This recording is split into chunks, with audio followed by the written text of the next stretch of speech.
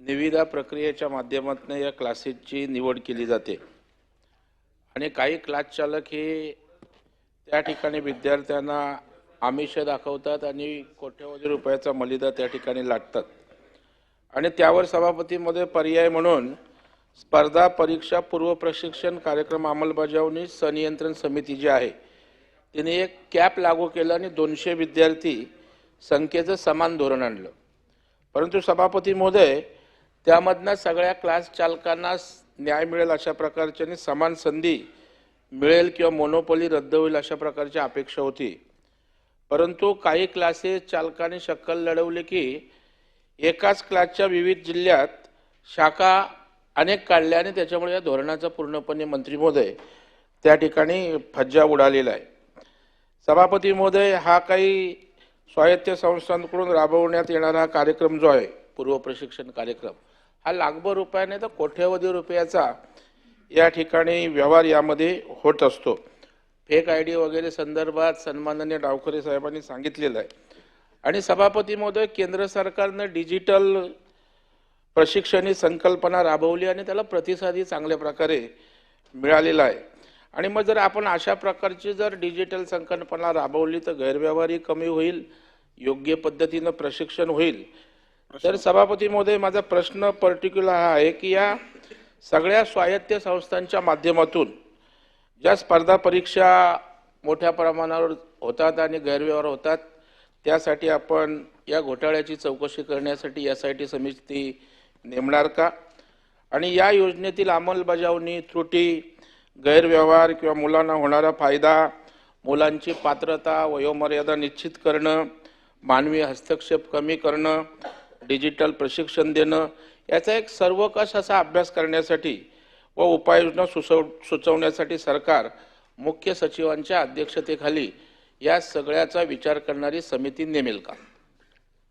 नाही, पूर्वीच मी सांगितलं की यामध्ये आमचा उच्चस्तरीय अधिकारी एक समिती आम्ही गठीत करतोय पण मुख्य सचिव खातं हे आमचं तसं सक्षम आहे म्हणून आता आम्हाला पुन्हा मुख्य सचिव मग मुख्यमंत्र्याच्या असं करण्यापेक्षा ज्या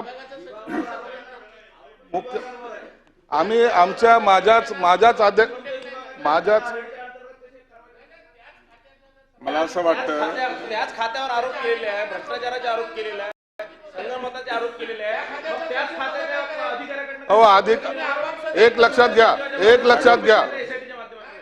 उत्तर देता आपण जागेवर एक लक्षात घ्या या ठिकाणी जी चौकशी करायची आहे आता तुम्हाला तुमचा पर्टिक्युलर एक तर आम्हाला विद्यार्थ्यांच्या कोणत्याही तक्रारी प्राप्त नाहीत। आता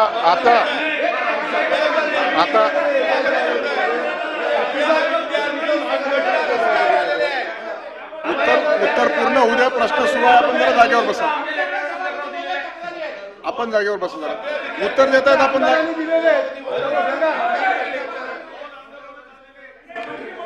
SIT नेमणार का हा प्रश्न आहे।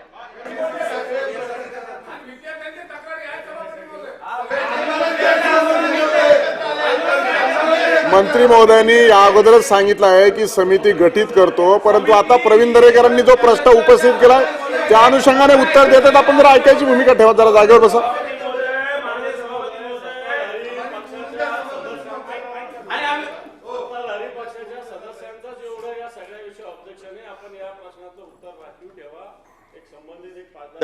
त्याची सभापती महोदय आपण जरा सभापती महोदय मंत्री महोदय उत्तर देतात, आपण जरा खाली बसा ना, आपण जरा बसून या।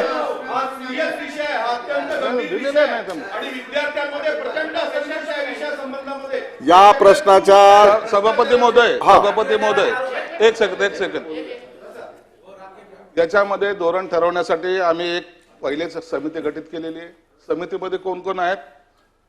अतिरिक्त मुख्य सचिव वित्त हे अध्यक्ष आहेत, अतिरिक्त मुख्य सचिव नियोजन हे सदस्य आहेत, अतिरिक्त मुख्य सचिव बहुजन कल्याण समितीचे सदस्य आहेत, सचिव आदिवासी विभागाचे अतिरिक्त मुख्य सचिव ते सदस्य आहेत, प्रधान सचिव उच्च व तंत्र शिक्षण हे सदस्य आहेत, प्रधान सचिव अल्पसंख्याक हे सदस्य आहेत, प्रधान सचिव सामाजिक न्याय हे सदस्य आहेत। एवढी एक समिती आम्ही केलेली आहे। एक लक्षात घ्या यामध्ये कोणीही आता जसं प्रवीण दरेकर साहेबांनी सांगितलं की एक मला हे महत्वाचं वाटतं की या प्रश्नाचं जर आपल्याला निराकरण जर करायचं असेल तर ते योग्य मार्गाने गेलं पाहिजे. आता मी हे सुद्धा आम्हाला मान्य ठीक आहे, आहे. समिती या- आपण या गठीत- गोष्टी- एक आपल्या सेकंद- एक समाधान सेकंद. झालेलं आहे. आपण दुसऱ्या प्रश्नाकडे जाऊया. अतिरिक्त मुख्य सचिवाच्या अध्यक्ष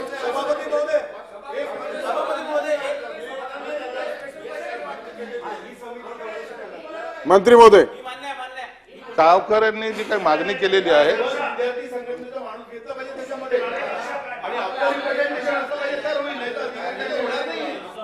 सभापती महोदय आपल्याला सूचना द्यायच्या सांगितलेल्या आहेत सभापती त्यांनी. महोदय, आपल्या सूचना द्या ना. मी पूर्वीच एक गावकरी एक सेकंड बोलतायत ना त्यांचं संपू दे.